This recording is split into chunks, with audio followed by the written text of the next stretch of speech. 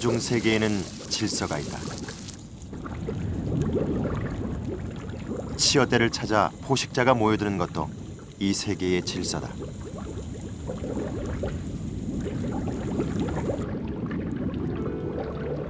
그 속에서 산호는 결코 강자가 아니다.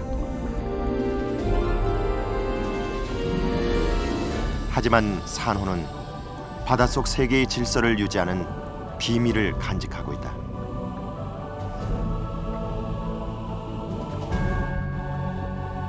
갖가지 생물들을 불러 모으며 다른 수중 생물들이 살아가도록 도와주는 산호.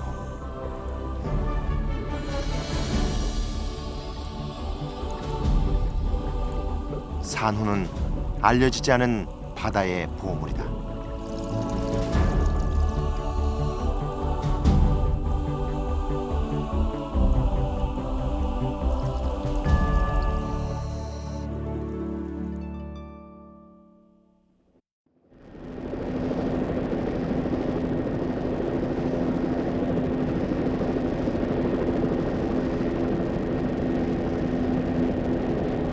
제주 서귀포 앞바다에 위치한 문섬.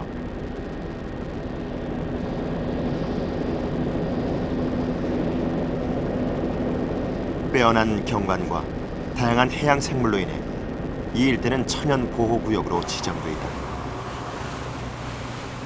문섬을 마주보고 섬 속의 섬인 일명 새끼섬이 자리하고 있다.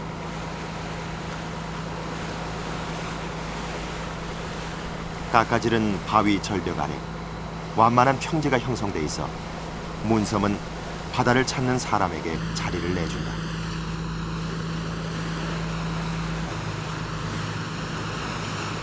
문섬은 수중에도 비경을 숨기고 있어 국내외 다이버들에게 인기가 높다.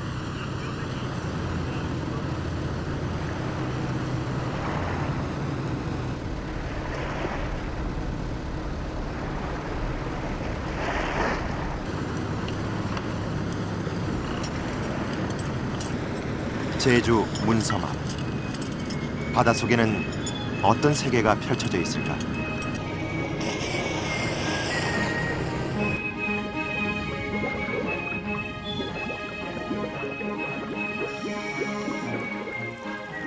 문섬 앞바다의 물속을 탐험해 보기로 했다.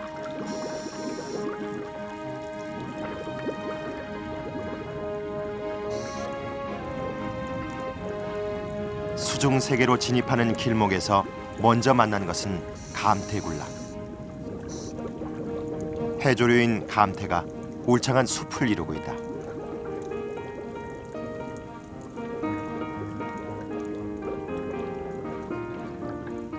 감태 숲을 지나자마자 줄 도와돈 무리가 제작진을 맞이한다.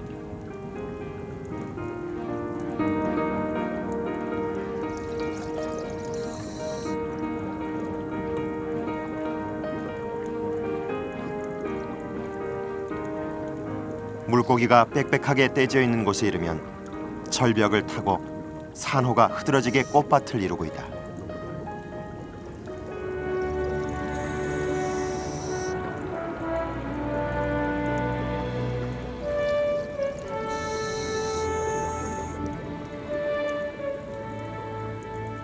절벽 안반에 무리를 이룬 분홍 바다 맨드라미.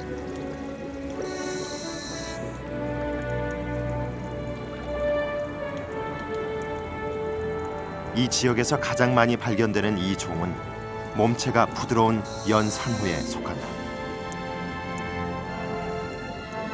화려한 색상의 연산호들이 끝없이 이어지고 있다.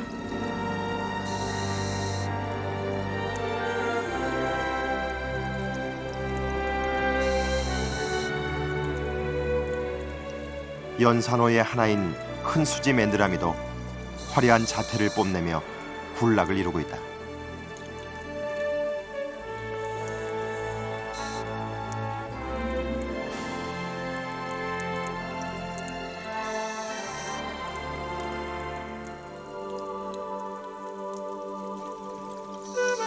수심이 깊은 곳에는 산호의 개체수가 적어지는 대신 키가 1m가 넘는 큰 녀석들이 자리를 잡고 있다.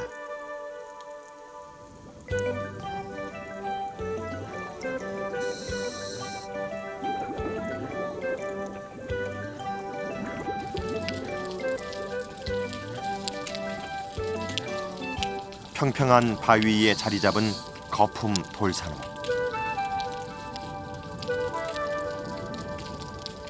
지금까지 본 연산호들과는 색깔과 모양이 전혀 다르다.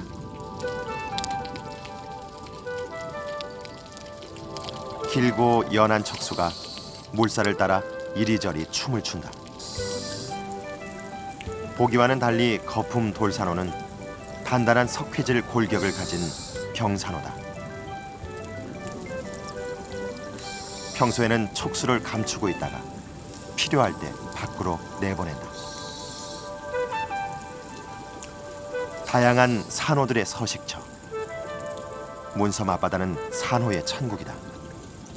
원래 산호 자체가 굉장히 청정 지역에 있게 돼 있어요. 그리고 지금 제주도 상황이 그러니까 산호가 있기 아주 좋은 상황이라는 거는 수온도 딱 적합하고요. 해류의 흐름도 좋고 그 다음에 이 빛을 받는 조건도 좋고 염분도도 그러고 여러 가지 그 해왕이 아주 잘 맞는 거예요. 그래서 얘네들이 군락을 이루고 있는 그런 환경은 깨끗한 환경일 뿐만 아니라 그거에 사는 다른 생물들이 이제 또 와서 많이 살게 되어 있어요. 그래서 산호가 살고 있는 한은 깨끗한 환경이라고 할 수 있을 거예요.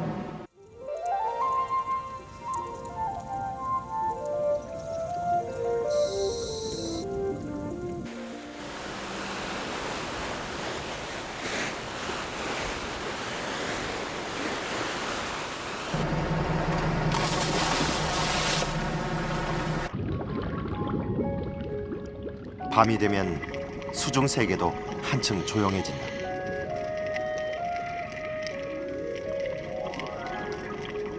위협을 느끼면 가시를 내뿜는 가시복도 잠자리에 들었다.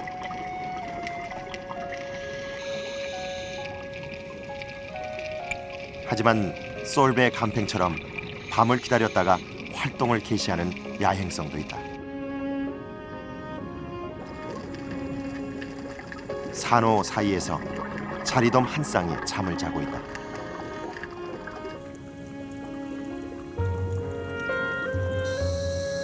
고기들은 산호를 잠자리로 이용하기도 한다.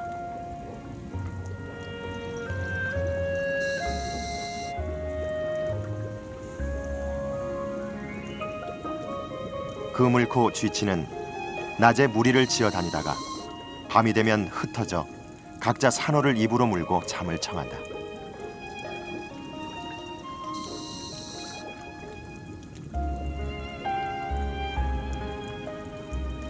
동물들의 잠자리도 되는 산호는 한자리에 붙어 사는 탓에 흔히 식물로 오인된다.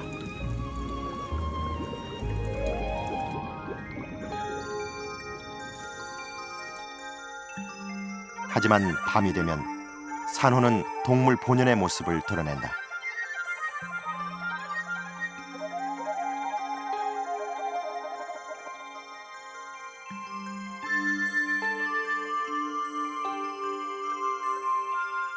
우리나라 전체를 통틀어 봤을 때 제주도라는 한 지역 여기만 사는 아주 특이한 생물이거든요. 그러니까 희소같이 우리가 하나만 봐서라도 우리가 보존 가치는 굉장히 이제 높다고 이제 그렇게 볼 수 있는 것이죠. 산호는 20도 이상의 따뜻한 수온이 유지되는 열대와 아열대 지역에 서식한다. 온대에 위치했으면서도 난류의 영향으로 연평균 수온 16도를 웃도는 제주도는 산호 서식지의 최북단이다.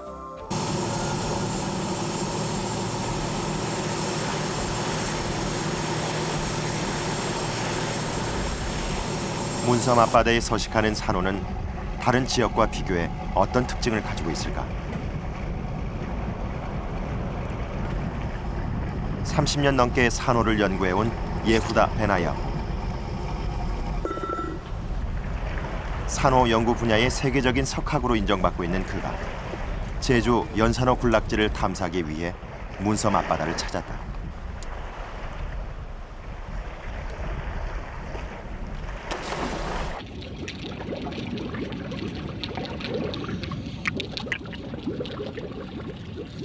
학생 때부터 연산호에 관심을 갖고 연구해온 예후다 베나야후 박사.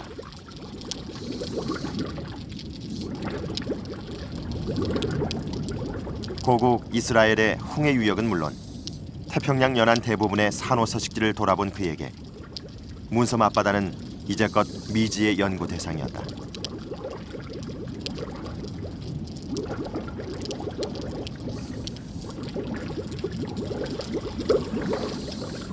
화려한 연산호가 밀집돼 있는 양상에 그는 비상한 관심을 보였다. 산호 군락에서 다양한 동식물이 어우러져 살아가는 모습에도 주목했다.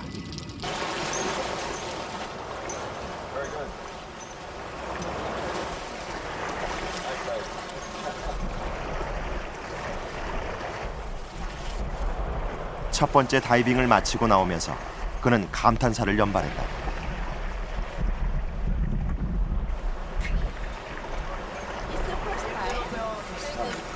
Yeah, such rich place we still never saw before. You see the wall all the way going down like this. Yeah. Very impressive, very impressive.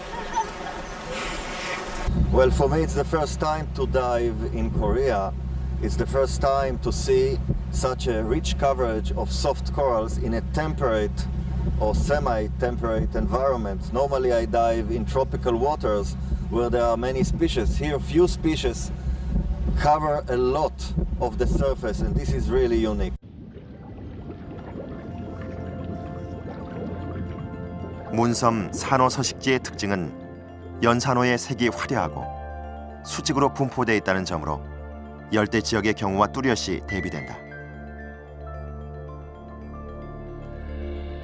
열대 지역의 산호군락은 녹색 계통의 경산호가 주종을 이루며 대개 평평한 바닥에 서식한다.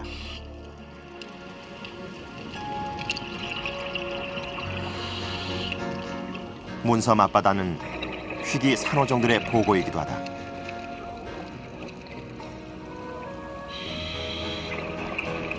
제주에서는 문항이라고 불리는 해송.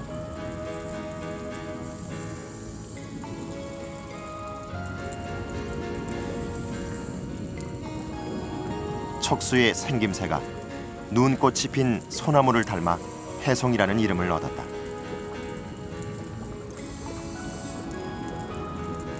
해송은 전 세계적으로 우리나라에만 서식하는 특산종이다.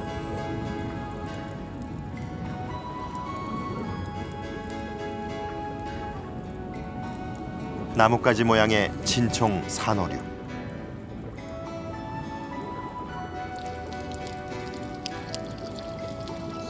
다른 나라에선 주로 관상용으로 양식하는 진홍나팔 돌산호. 우리나라에선 유일하게 서귀포 앞바다에서 자생하는 종들이다. 환경부 보호종으로 지정된 산호류 15종 중 13종이 이곳에 살고 있다. 이색적인 모양의 산호들도 문섬의 생물 다양성을 높이는 데 한몫을 한다. 탁자와 닮아 테이블 산호라는 별명을 지닌 그물코 돌산호가 안반에 보금자리를 틀었다.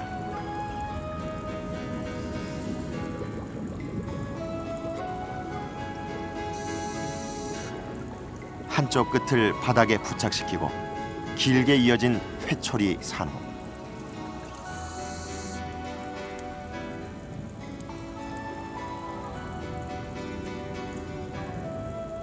길이가 5, 6m에 이르는 회초리 산호도 이 지역의 일원이다.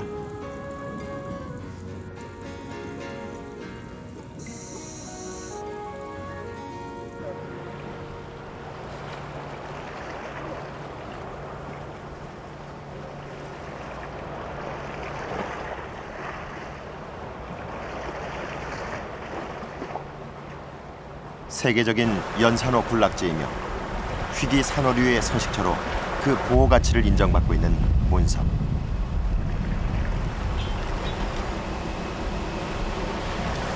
다이버들의 발길을 끊임없이 불러 모으는 것은 산호와 함께 수중 생물들이 연출해내는 바닷속 기경이다.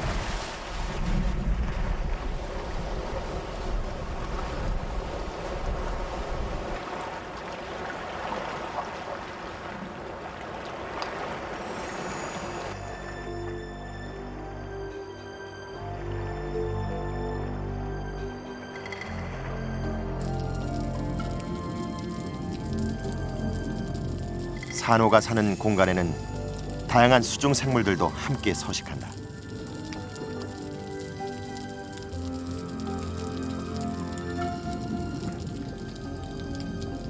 양태가 모래색으로 위장하고 먹이를 찾고 있다.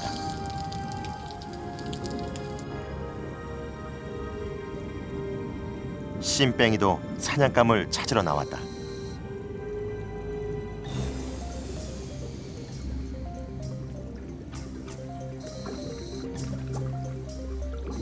순식간에 양태를 먹어치운 씬뺑이.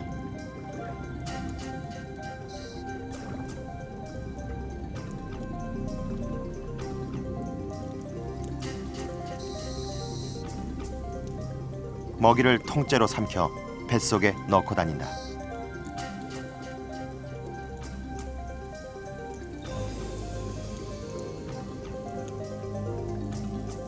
깊은 바다 밑바닥에 사는 문어.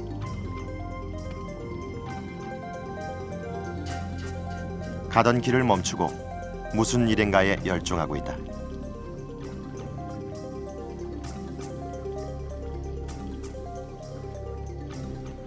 식사 중이다.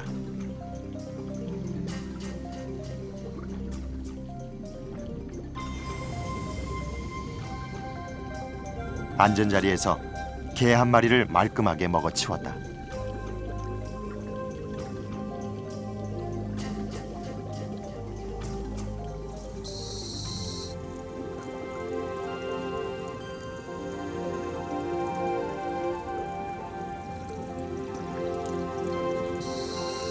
식사를 마친 씬뺑이가 바닷속을 유유히 가로질러 간다.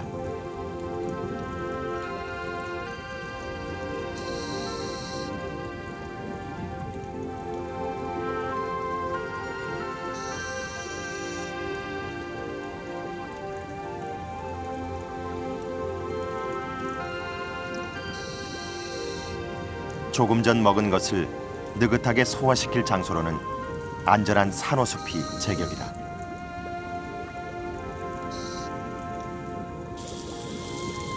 산호는 수중 생물들에게 넉넉한 서식 공간을 제공한다. 산호를 보존한다는 것은 산호는 어떻게 보면은 수중 생물체나 어류들이 자랄 수 있는 어떻게 보면 서식처나 다름이 없습니다. 서식처를 제공해주는 가장 기본이기 때문에 그 기본 서식처가 없으면은 어류들이 모이거나 자라서 성장하지가 않습니다. 그래서 이 기본 서식처를 제공해주는 가장 큰 기능을 하는 것이 산호초입니다.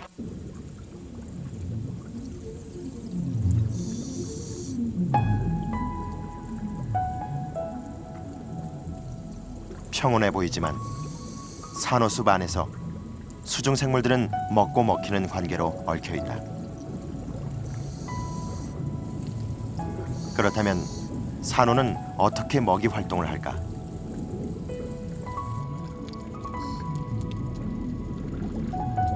산호는 물속에 떠다니는 작은 유기물이나 플랑크톤을 먹고 사는 것으로 알려져 있다.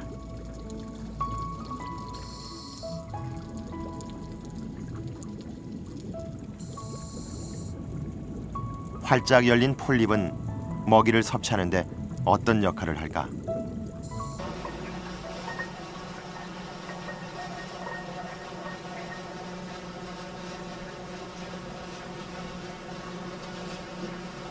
산호가 먹이에 어떻게 반응하는지를 관찰하기 위해 새우를 갈아 만든 먹이를 수조에 넣었다.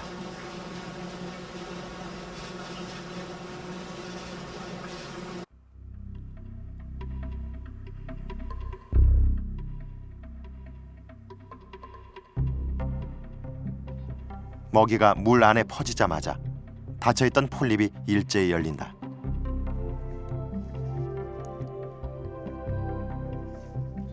산호는 열린 폴립 안으로 먹이를 집어넣는다.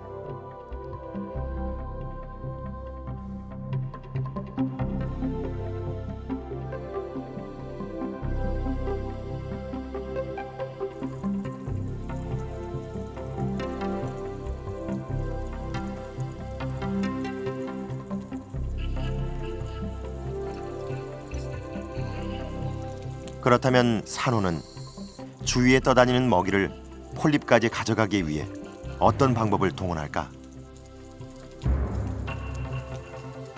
산호는 자포, 즉 쐐기 세포를 갖고 있는 이른바 자포동물에 속한다.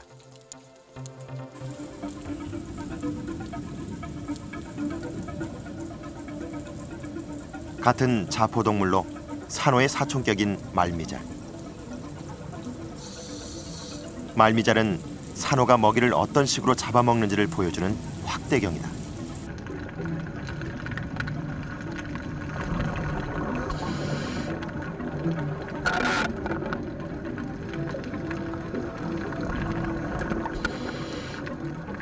먹이가 지나가면 말미잘은 촉수를 뻗어 입으로 가져간다.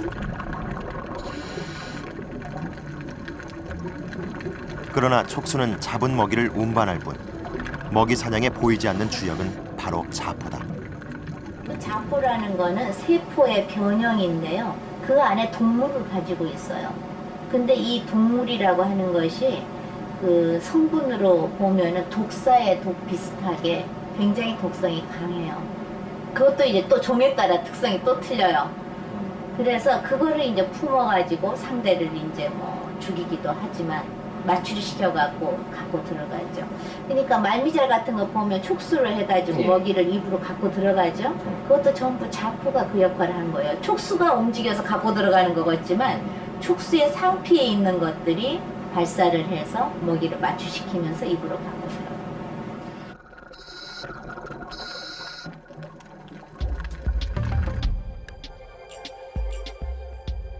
강장동물에 속하는 산호는 폴립 하나가 성장하면 독립된 개체가 되고 수많은 폴립이 모여 군체를 이룬다.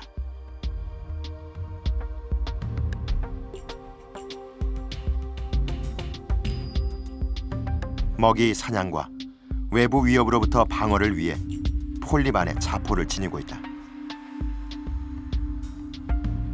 석회질의 골격을 가진 돌산호는 위강에 6개의 경막이 있고 부드러운 조직 안엔 골편을 지닌 연산호는 위강이 8개의 경막으로 나뉜다.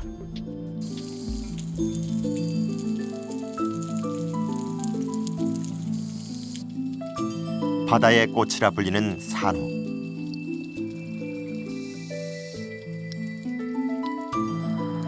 식물처럼 고정돼 있지만 수동적이지만은 않다. 이동할 수 없다는 약점을 극복하기 위한 노력이 작은 폴립 안에서 이루어지고 있다.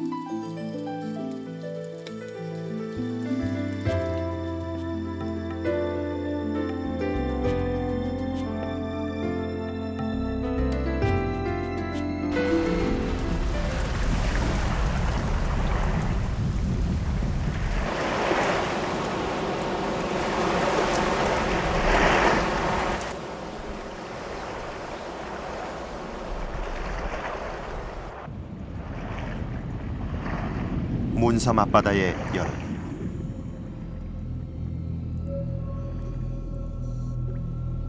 수중 생물들의 활동은 더욱 왕성해진다.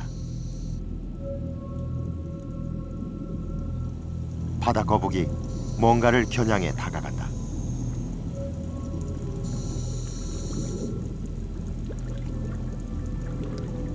동작이 느린 거북에게 움직이지 않는 산호는 만만한 사냥감이다.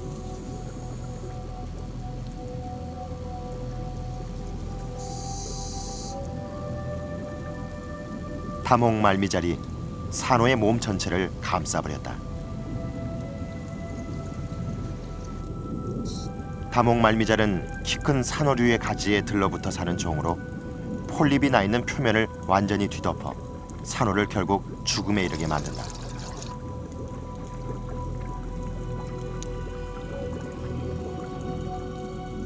제주 바다에서 쉽게 볼 수 있는 갯민숭 달팽이.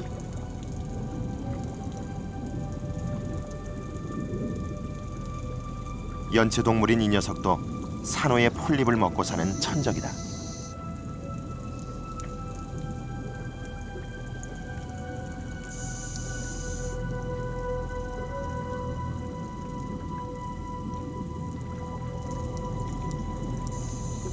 특이한 생김새의 일명 연필성게도 산호의 포식자다.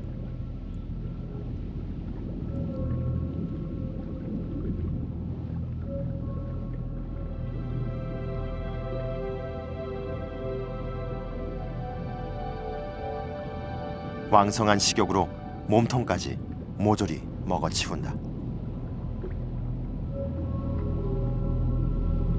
산호는 천적의 공격 앞에서 속수무책이다.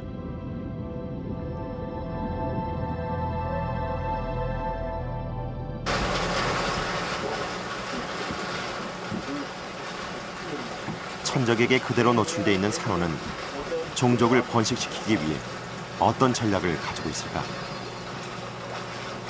안반에 부착해 있는 수지 맨드라미류를 플라스틱 채 위에 올려놓고 수조 바닥에는 평평한 돌을 가져다 놨다.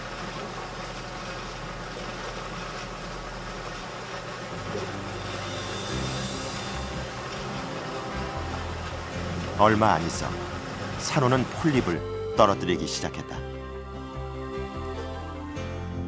이것은 생존의 조건이 급격히 변화하자 위기를 감지한 산호가 취한 비상조치다.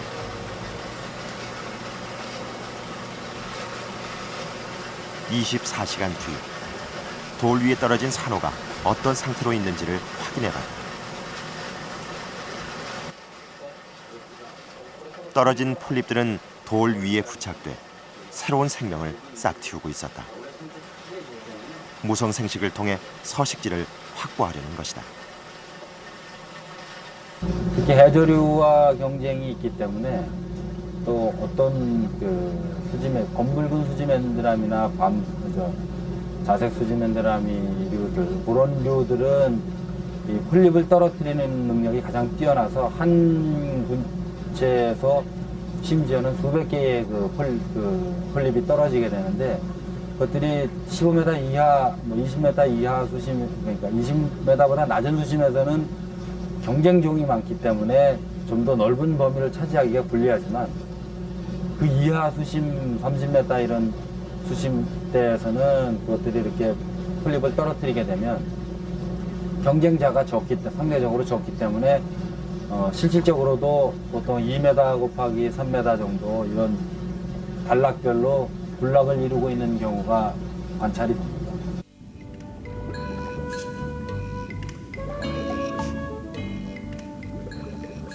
산호가 서식지를 확보하는 과정에서 같은 부착 생물인 해조류와의 경쟁은 불가피하다. 낮은 수심에선 감태가 독점적으로 군락을 이루고 있다.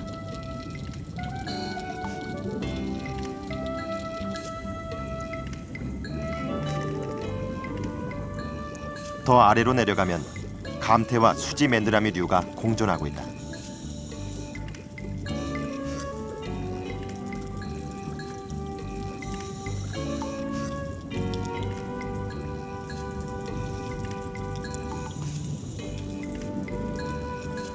해조류와 산호가 공간 경쟁을 벌이고 있는 것이다.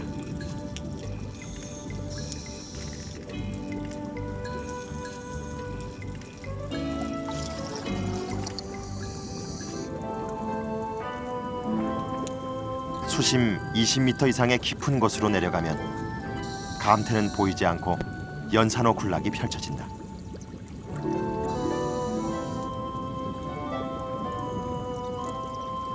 감태는 대개 깊은 곳에서는 살지 않기 때문에 산호가 공간을 독점할 수 있는 것이다.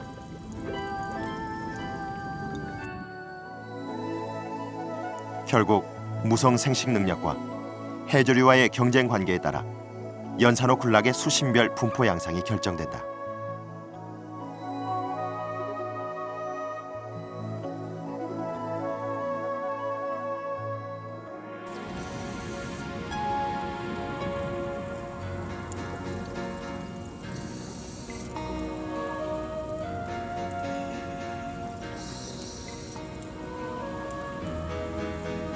산호 폴립에서 실처럼 가늘고 긴 분비물이 나왔다.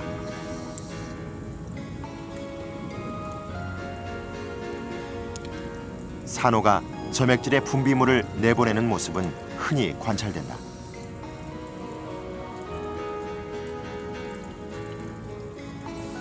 이것은 일반적으로 멀리 있는 먹이를 잡기 위한 적극적인 먹이 활동이라고 알려져 있다. 오염 등 외부 스트레스에 대한 반응이라는 해석도 있다. 또 다른 목적은 없을까?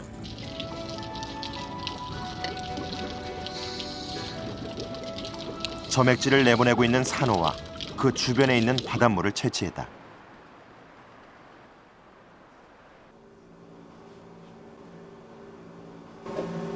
분비물을 내보낸 목적을 확인하기 위해 점액질이 포함된 바닷물을 현미경으로 관찰해 보기로 했다.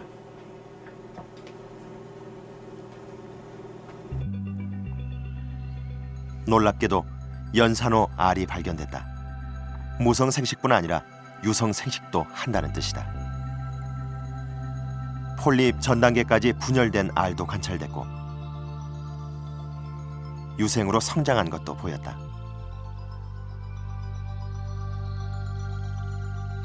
산호는 알을 점액질로 싸서 내보내 자손을 번식시키는 것이다. 전태를 거쳐서 이 원폴립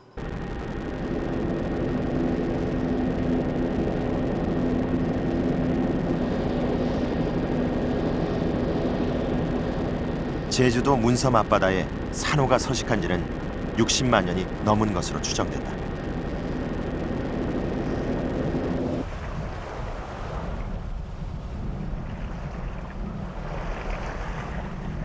제주도가 형성되기 전부터 인간이 알 수 없는 오랜 시간 동안 산호는 나고 죽고 종족을 번식시키며 바다를 지켜왔다.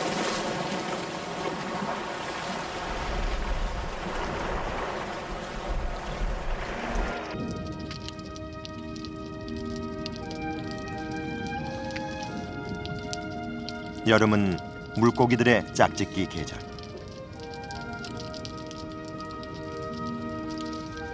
문섬 앞바다의 산호군락은 수중 생물들의 산란 장소다.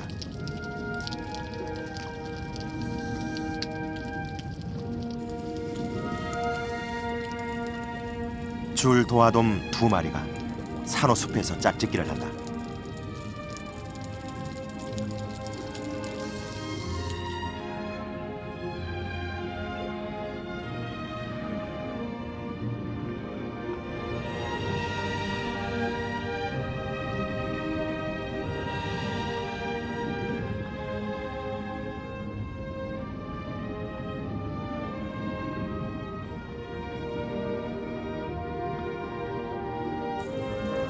산호숲은 물살을 막아주고 숨을 곳이 많아 알을 낳고 부화시키기에 안전한 장소다.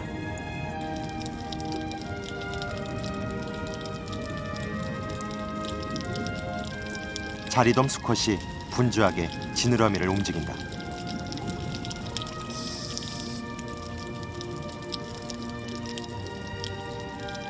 수정란에 산소를 공급하기 위한 행동이다.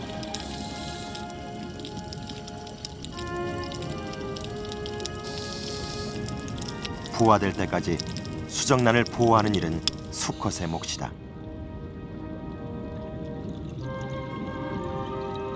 연산호 군락의 단골 손님 눈송이 갯민숭 달팽이.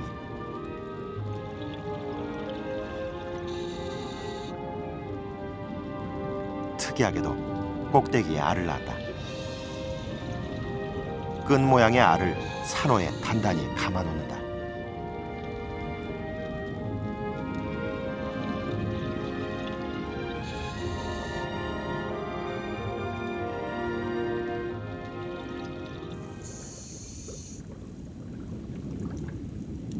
짝짓기에 성공한 줄도화돔 수컷에게 고생은 이제부터가 시작이다.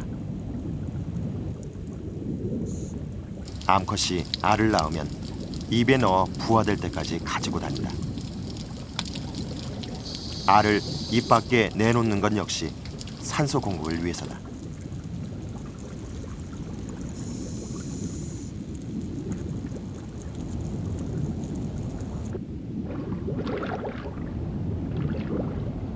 문어도 바위 틈 동굴에 알을 낳아놓았다.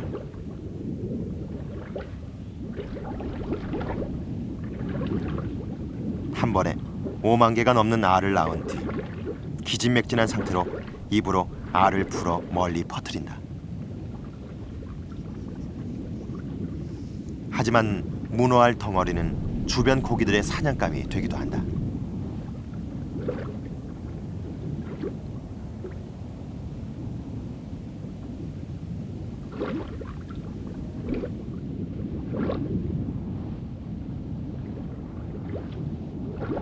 물고기의 표적이 되기 전에 알이 퍼져나가도록 문어는 사력을 다한다.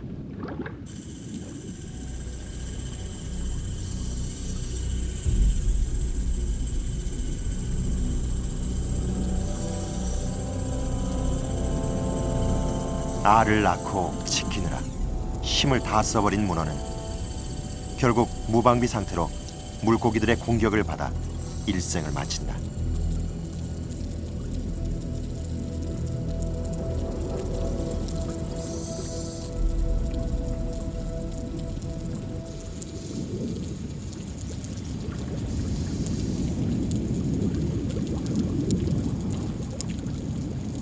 수중 생물들의 서식처이며 산란처가 되는 산호군락.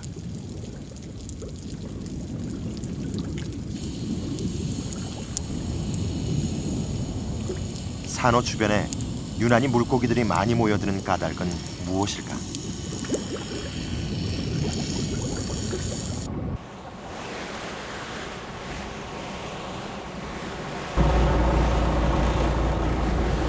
산호가 서식하는 바닷물의 조건은 어떤지, 다른 지역의 경우와 차이가 있는지를 조사해 보기로 했다. 문섬 앞바다에 물을 채취했다. 그리고 산호가 서식하지 않는 서귀포 항내의 물과 비교해 보기로 했다. 기대가 되는데 똑같은 것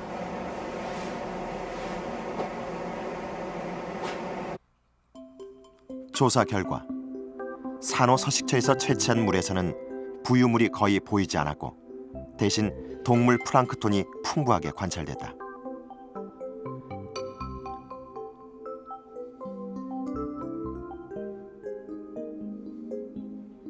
물고기 유생들도 보였다.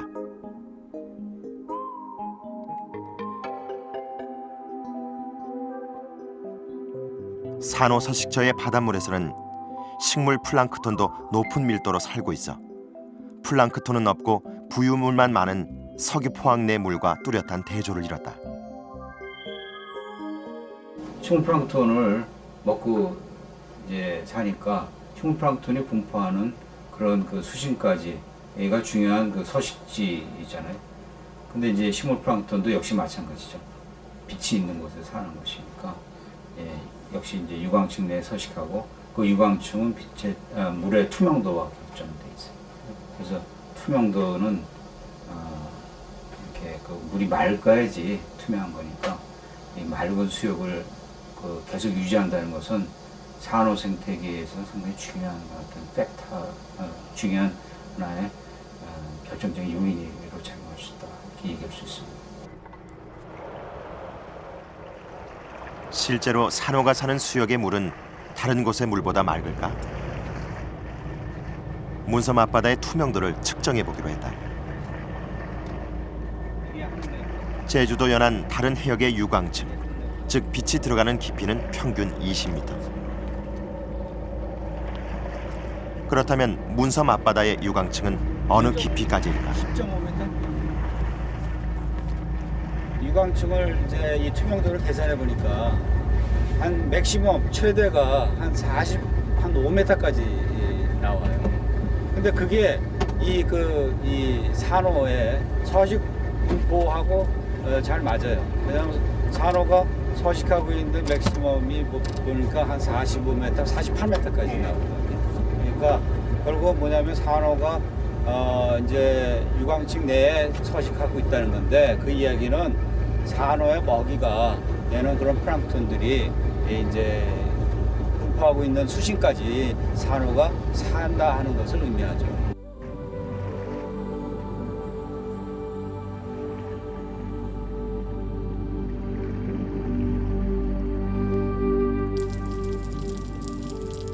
문섬 앞바다 40-50m의 깊은 해저 산호가 서식하고 있다. 깊은 수심을 뚫고 이곳까지 빛이 들어오고 있었다.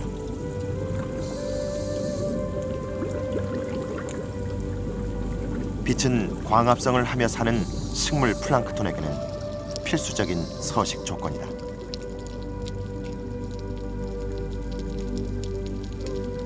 때문에 산호 역시 식물 플랑크톤을 따라 빛이 있는 곳에 살면서 먹이를 공급받는 것이다.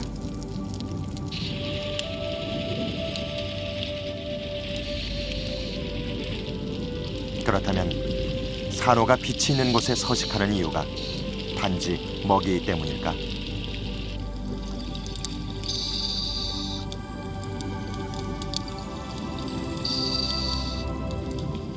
수직 절벽과 같이 빛이 적게 드는 곳에 사는 산호가 있는 반면 햇빛이 잘 드는 곳에만 서식하는 산호도 있다.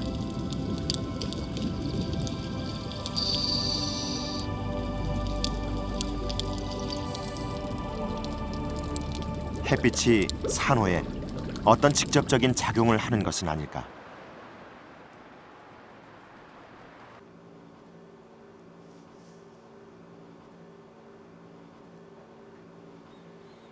수심 10m 이내 햇빛이 잘 드는 암초지대에 서식하는 거품 돌산호.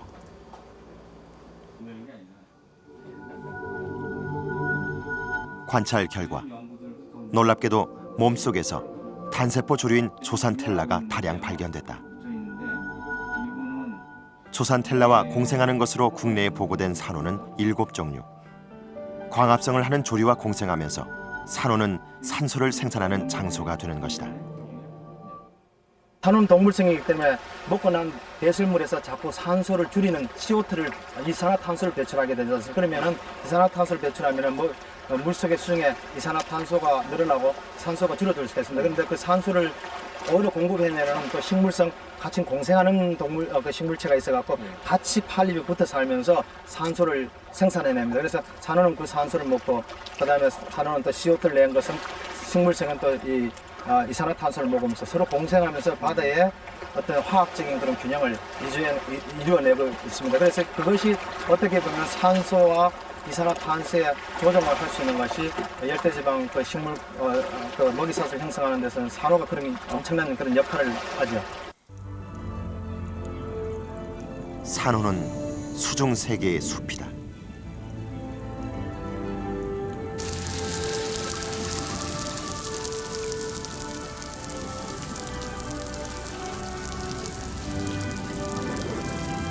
작은 물고기들이 생존의 조건을 찾아 때를 지어 산호숲으로 모여든다.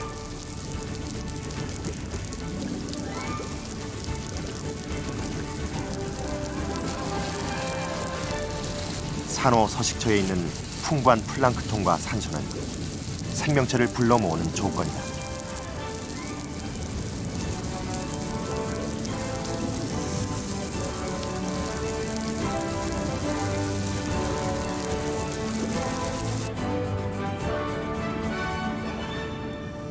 작은 물고기 떼는 2차 소비자인 또 다른 물고기 떼를 불러들인다. 이들 역시 산호숲의 구성원이 돼 더 큰 포식자들을 유인한다.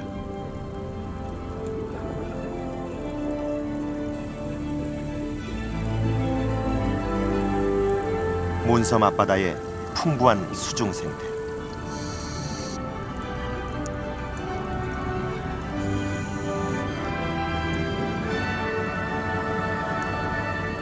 산호는 그 수혜자일 뿐 아니라 생태계를 건강하게 만드는 원동력이다.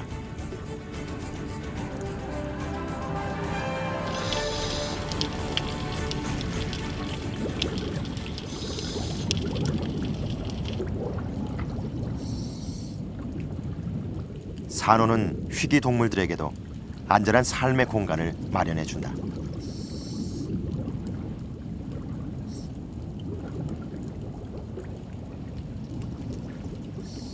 국제적인 보호종인 바다 거북이 산호군락에 보금자리를 마련했다.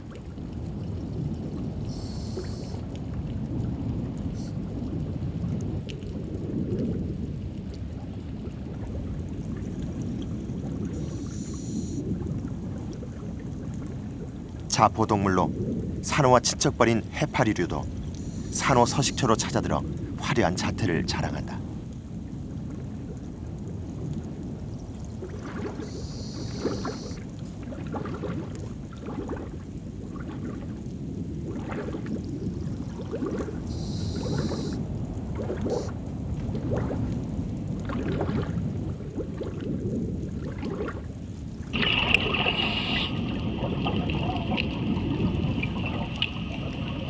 산호는 수없이 많은 작은 동물들의 생사와 운명을 떠맡고 있다.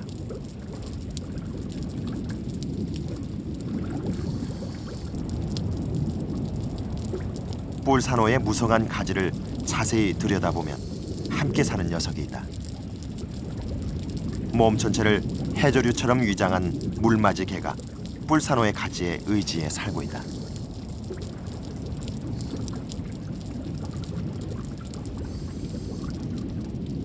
줄새우류는 먹이를 찾아 산호와 동거한다. 공생 생물들은 산호가 낸 분비물을 먹고 산호는 그들에게 몸 청소를 맡기며 살아간다.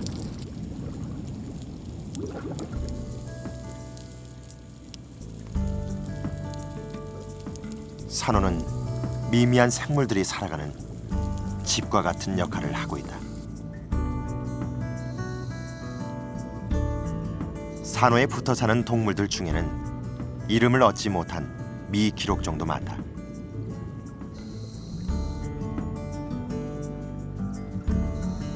산호는 밝혀지지 않은 생명체들을 품고 있는 보물 창고인 셈이다.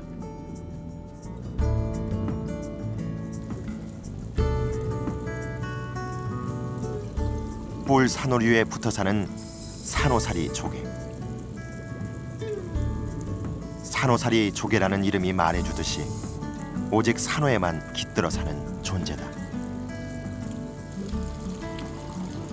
개오지 역시 산호를 떠나서는 살 수 없는 동물이다.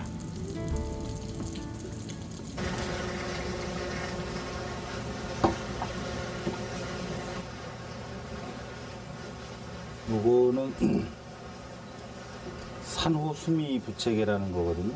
산호 수미, 숨이 숨어 있다는 뜻의 수미 부채개인데 크네요. 이렇게 산호를 이렇게 영산호 중에 수지맨드라미류를 이렇게 찢어서 요 발로 가위 같은 집게로 이렇게 잘라가지고 그 안에 들어가서 사는 거예요.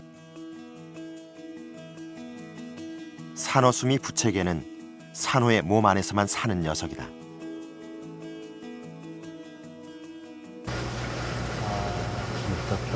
수지맨드라미 한 종을 살펴본 결과 공생하는 생물의 수가 눈에 보이는 것만 5가지가 넘었다. 떼면 잘라질 텐데. 산호 말고 다른 곳에서는 살 수 없는 이 작은 생물들은 자신의 운명을 산호에 맡기고 있다.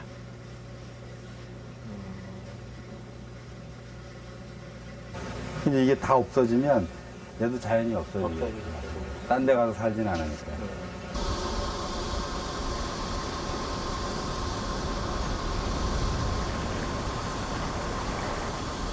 천혜의 산호 서식지인 문섬 앞바다가 최근 심각한 위협에 직면하고 있다.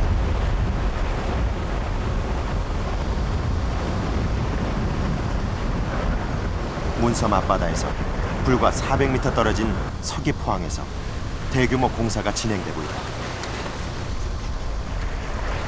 제주지방해양수산청은 2006년까지 1,300억 원을 투자하는 서귀포 외항개발 계획에 따라 항해 방파제를 문섬 방향으로 200여 미터 연장하는 공사를 추진하고 있다.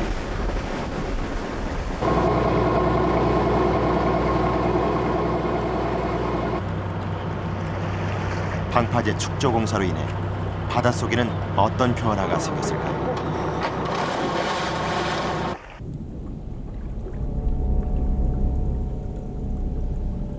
문섬 앞바다와 인접해 있는 서귀포항 내 바닷속. 공사로 인해 발생한 토사와 부유물이 쌓여 있다. 수중 생물들도 거의 찾아볼 수 없었다.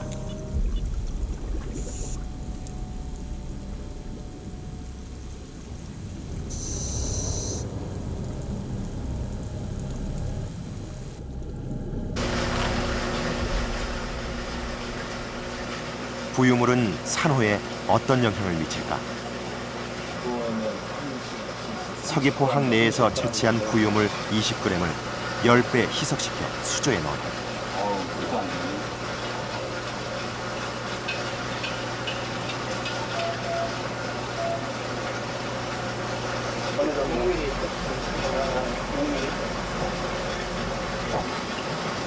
정화 장치를 가동시킨 상태에서 부유물이 산호에 어떤 영향을 끼치는지를 관찰해 보기로.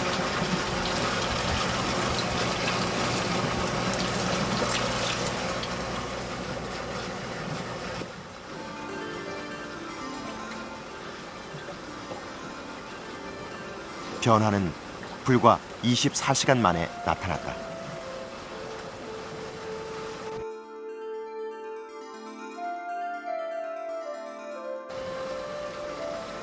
끝부분의 표면이 벗겨지면서 산호는 서서히 죽어가고 있었다. 환경 변화에 민감한 산호에게 부유물은 치명적인 위험 요소로 작용하는 것이다. 부유물질이 쌓여서 먼지처럼 가만히 있는 게 아니고 파도의 영향으로 바닷물이 이제 계속 움직이니까 이것이 이제 움직입니다. 그러면서 그 이제 미세한 이 입자들이 결국은 이제 마찰로 해서 그 주변에 있는 작은 그 사이즈의 생물들을 마찰 때문에 이제 죽이게 하는 어떤 그런 작용을 하는 것이죠.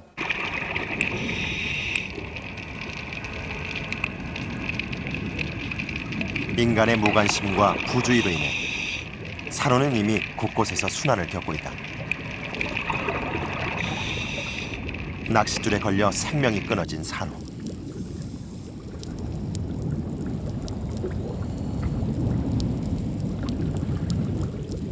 하지만 낚싯줄과 같은 물리적인 위협은 오히려 사소한 문제인지도 모른다.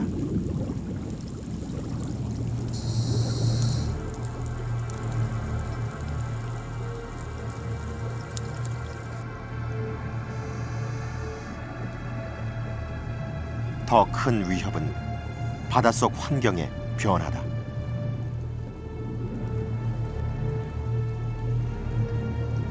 오랜 세월 유지되어온 환경이 인간의 간섭으로 인해 급속도로 변화할 조짐을 보이고 있다.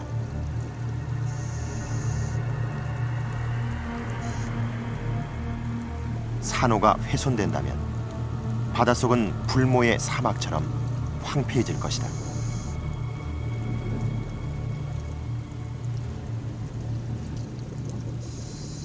서귀포항 개발이라든지 항만 개발이 상당히 근접 지역에 있기 때문에 이것이 외부에서 유입돼 들어오는 오염 물질이 들어와서 문섬 주변의 산호 지역의 물 자체를 화학적으로 만약에 오염도가 높아간다면은 산호는 화학적 성분 변화에 따라 갖고 수온 변화나 이런 거에 따라 갖고 하루 아침에도 갈 수가 있는 거예요.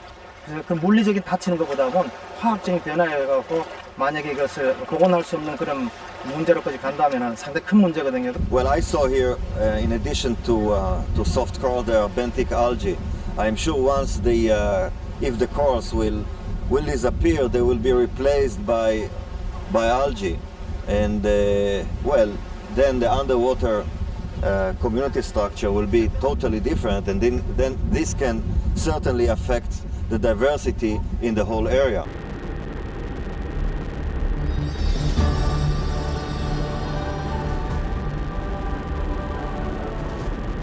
해저 생물의 천국 문섬 앞바다.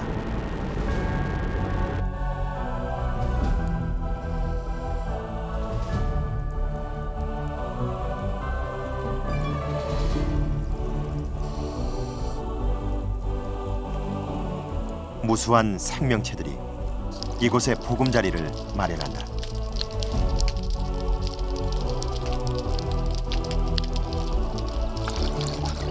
문섬을 찾은 생물들에게 생존의 절대적인 조건을 제공해주는 산.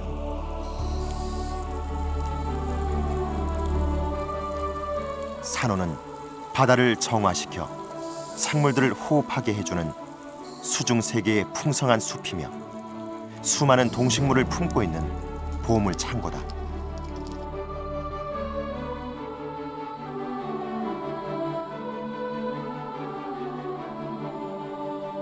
아득한 옛날부터 무수한 생명들이 어울려 살아온 문섬 앞바다. 이곳이 수중 생물들의 천국으로 남을 것인가, 아니면 황폐한 사막으로 바뀔 것인가. 그것은 바로 산호를 지키려는 인간의 의지에 달려